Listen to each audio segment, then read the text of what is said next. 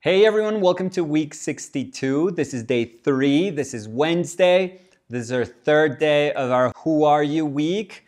On Monday, I talked to you guys about me loving video games. Yesterday for Spanish Tuesday, Martes de Español, we talked about how I love comic books. And today, we'll see what we're going to do today. Okay, let's get started. This is going to be day 3. This is our third day in our ongoing Who Are You week. And I guess today's painting is a little bit different than the last two paintings.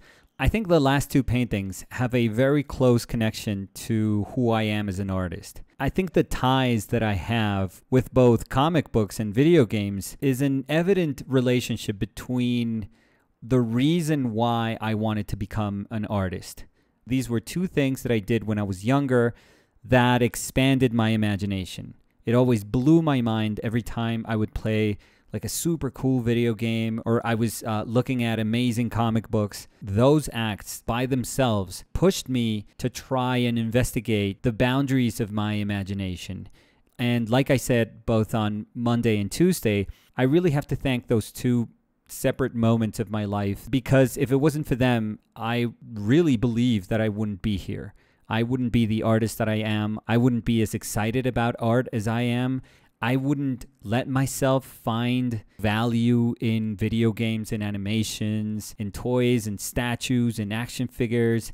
There's such a wide range of possibilities that I am connected to, that I am moved by, and that influence every single thing that I make as an artist, that I really do believe that if it wasn't for those initial moments in my life where I was trying to understand myself as a sensible human being, I wouldn't have recognized that, yeah, my path was that of imagination. So I'm very, very grateful for that. Now today's, like I was saying, is a little bit different. And the reason it is different is because it didn't come naturally to me. I mean, if I'm being honest, I told you guys on Monday that video games were not my forte. I'm a mediocre at best video game player.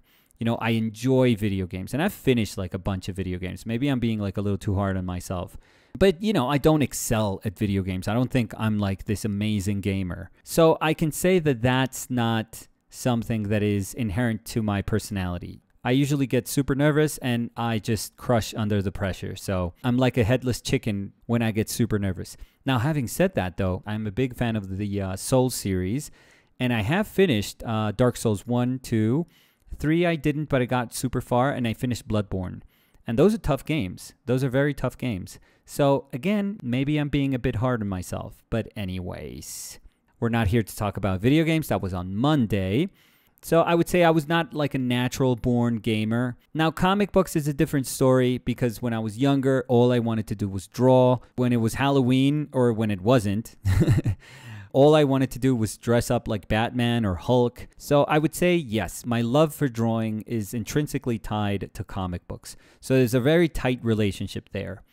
But today, we're going to speak about football. Football was a totally different story for me, because I was never good at it. Never. I mean, I became decent at it only because I love it so much. But I was never this, again, naturally gifted football player. By the way, throughout this video, we're going to say football. Sometimes, to try and differentiate it from what Americans do, I try to say football, just so it sounds Spanish enough, so that people can understand that we are speaking about actual football. But no, I'm not going to say soccer. I refuse. It is football. It will forever be football. It is football. So I was never good at football. I was never really good at sports. Maybe the reason I wasn't good at sports, I mean, I was super shy, and maybe my confidence, my self-confidence wasn't too high. That doesn't help either. But I was also a chubby kid. I'm going to say chubby because I don't want to say obese. My mother gets super mad at me when I say, no, I was an obese kid. But at the risk of pissing off my mother, I was an obese kid. You know, there's no other way about it. I was a fat kid, chubby kid, whatever you want to call it. But I was clearly, very much so overweight. So that doesn't mean that I can't be good at sports. But I think it made it a little bit harder. And I think it probably had to do, again, with my self-confidence. Maybe it didn't matter if I couldn't sprint, or maybe it didn't matter if I wasn't too coordinated, which I couldn't do any of those two things. So I would say that for that initial part of my life, I just didn't think football was my thing. Because I was chubby, they would always put me as a defender. And I remember my call to fame when I was young. We're speaking about 7, 8 years old. When I was young, I became famous, right? Because I was defending, and somebody kicked the ball like super, super hard, and it hit my stomach. And if you've played football, particularly if you played football like in the 80s, those footballs, the actual balls, were so much heavier than today's footballs. They were very, very different. I remember after this football smashed into my belly, I had the brand of the ball tattooed on top of my belly. So I remember everyone just made fun of me. For some reason, they didn't really see that I defended with my body. I sacrificed my body. You know, that's what a good defender does.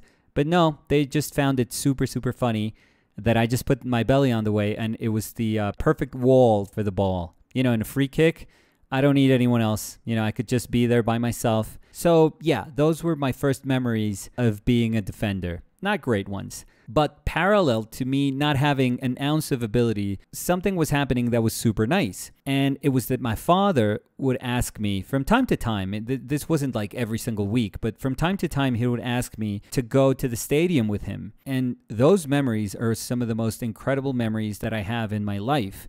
I mean, at that moment, I remember that our stadium in Bogota would hold like 60,000 people. Nowadays, for security measures and because people became a little more responsible and more conscious, nowadays that stadium holds, I think, 40,000 people, something like that. But back when I was little, it was 60,000 people. You would sit anywhere. There were no seats, by the way. I mean, you would have a ticket, and the ticket would say, yeah, this is your seat.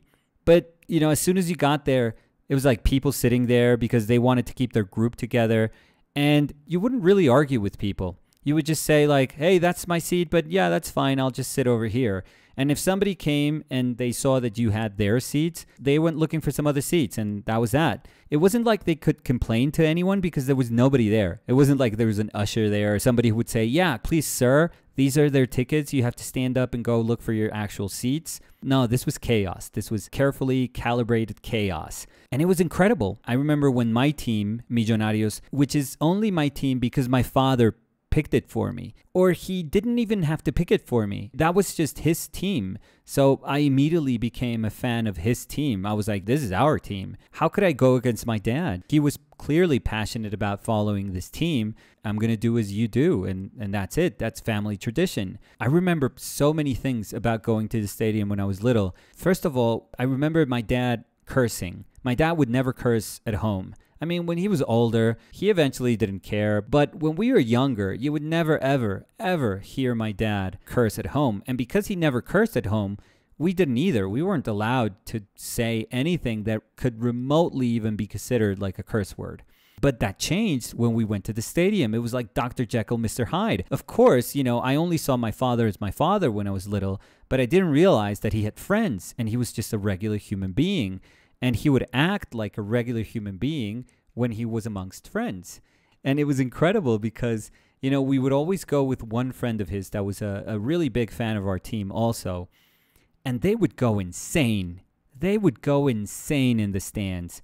I mean, they would curse like crazy. They started fights. I even saw one time, because this is very traditional in football when you're watching football and even when you're in the stadium, not nowadays, I guess, but you know, back then, people would go with their radios, with their AM radios, and they would listen to the game while they were watching the game, or they were also interested in how other games were going. So my father had like this big AM radio, and he would take it there, and it was really funny because it was one of those one earbud sort of things. And at the end of the match, if for whatever reason we lost, or if they had picked a fight with the ref, people would crack open their radios, and they would take the batteries out, and they would throw them to wherever they landed. And we're not talking about AAA batteries here. They were like D batteries. I mean, these were bricks. These were bricks. People were not even conscious about the harm that they could do to somebody else. But you could see batteries just flying. And I remember my father just saying, like, keep your head down, keep your head down. Keep my head down? It doesn't matter. It doesn't matter if it hits me with my head up or if it hits me with my head like 30 centimeters lower. It's going to crack open my head. And it was absolutely barbaric. And obviously, when I was a little kid, I thought it was one of the coolest things I ever experienced. I thought that was amazing. It was like watching my father be an animal. And I was like, my father was so tamed when he was at home. And then suddenly this transformation, I was like, oh my God, where have you been all my life?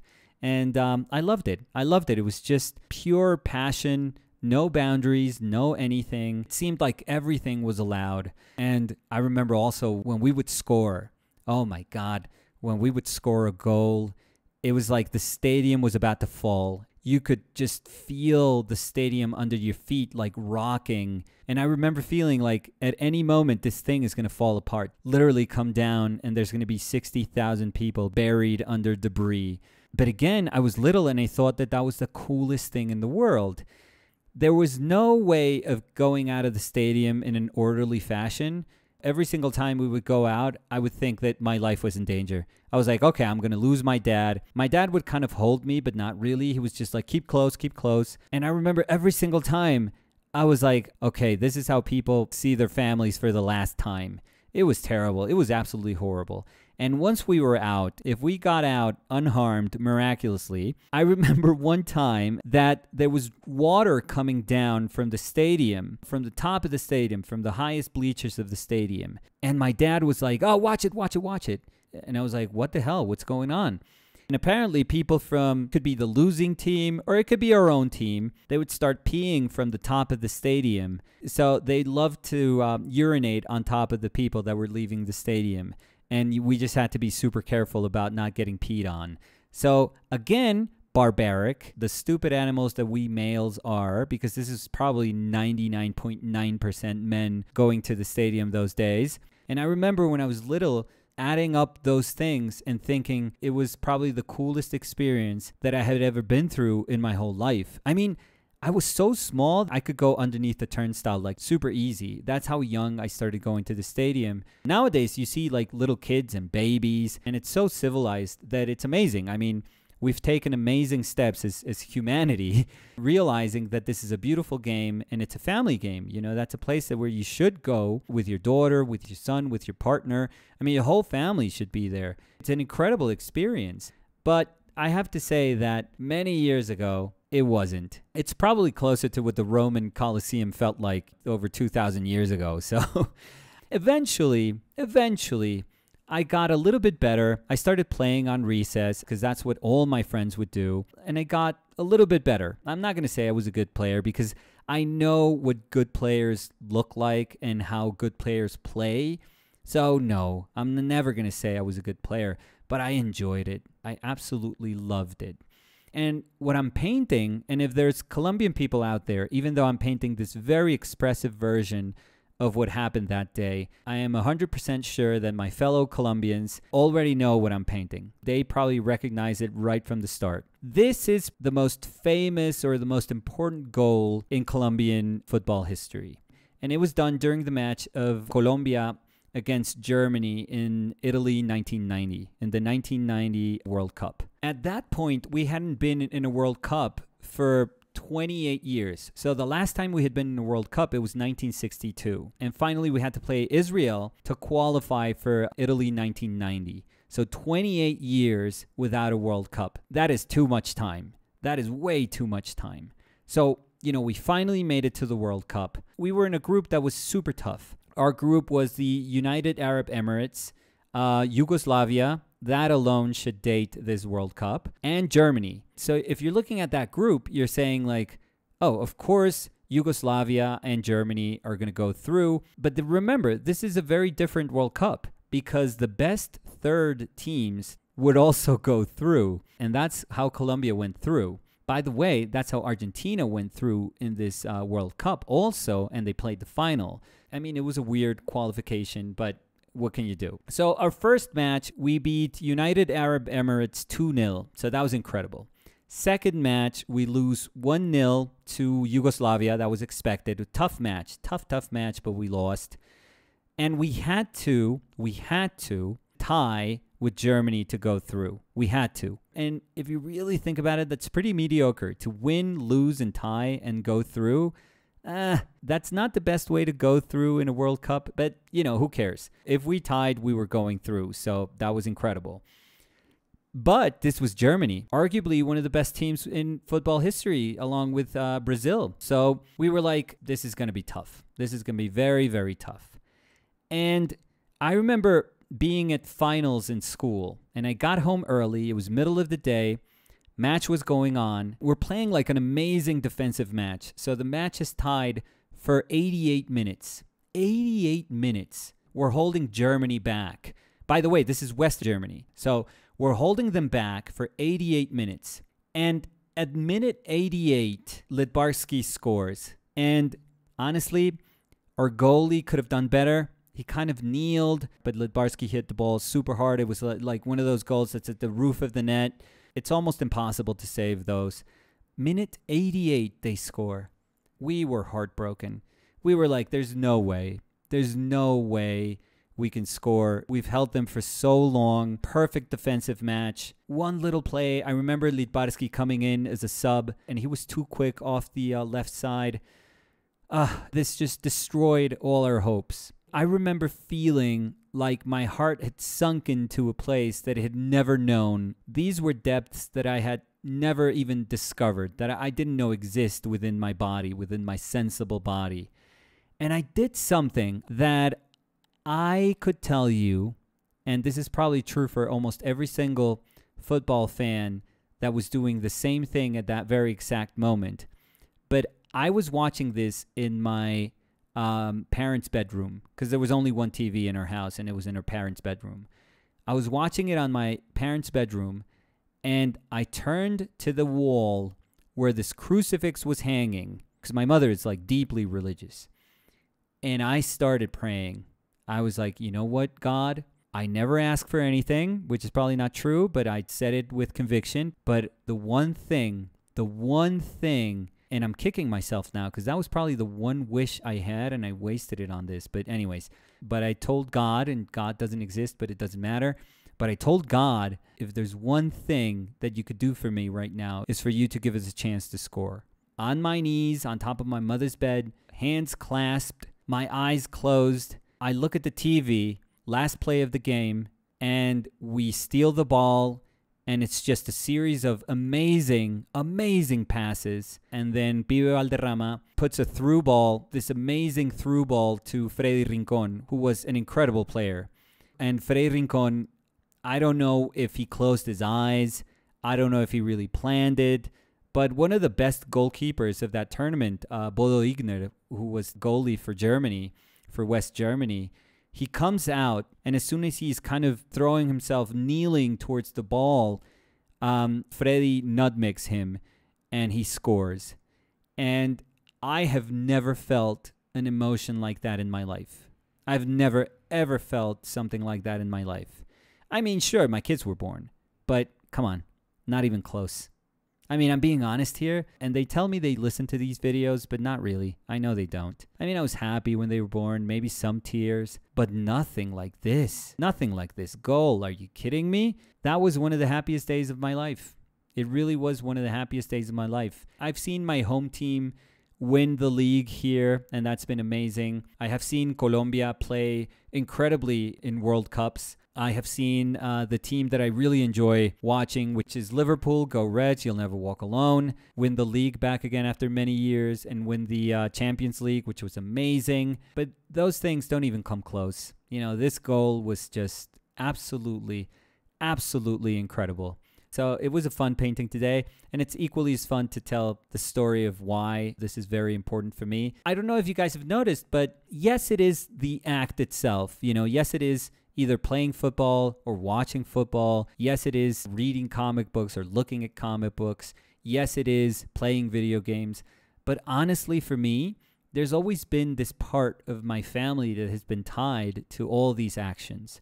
So when we were younger and we played video games, it was we played video games. It was like my whole family was playing video games. When I was reading comic books, these were my brother's comic books. Like they tied me to him. If it wasn't for him being excited about these things, I would have never been.